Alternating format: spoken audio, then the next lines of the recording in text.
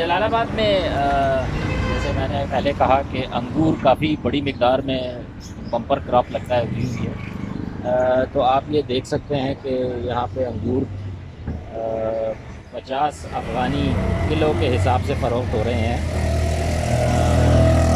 اور 500 کا یہ پورا آپ کو تھیلا افغانی کا دیا جا رہا ہے۔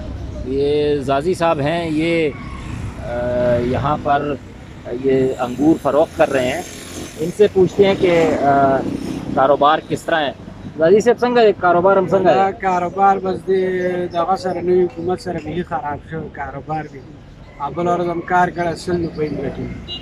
نو دا ولې خلک نشته، ګاهک نشته؟ دا کم نشته، خلک هم به په تیښته دي، ټول خارج ته وتښتېدل، سرمایه‌داره خلک وو او ټول د افغان غریب افغانستان کې پاتې او دوی خپله خرچې نه کوي.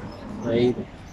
یہ زازی صاحب بتا رہے ہیں کہ جی جب سے یہ حکومت تبدیل ہوئی ہے جلال آباد میں کاروبار ان کا کافی بری طرح متاثر ہوا ہے، لوگ کم ہیں، گاہک کم ہیں، لوگ باہر نہیں آ رہے، جو بھاگ سکتے تھے وہ بھاگنے کی کوشش کر رہے ہیں، اور ان جیسے غریب لوگ جو ہیں وہ یہ روزگار کی تلاش میں اسی طرح سڑک کنارے بیٹھے ہوئے ہیں۔ تو یہ عمومی یہاں پہ ہے کہ امنیت تو اچھی ہوئی ہے، لیکن معاشی صورتحال جو ہے وہ بہتر نہیں ہوئی، اور وہی طالبان کے لیے میرے خیال میں سب سے بڑا چیلنج ہے۔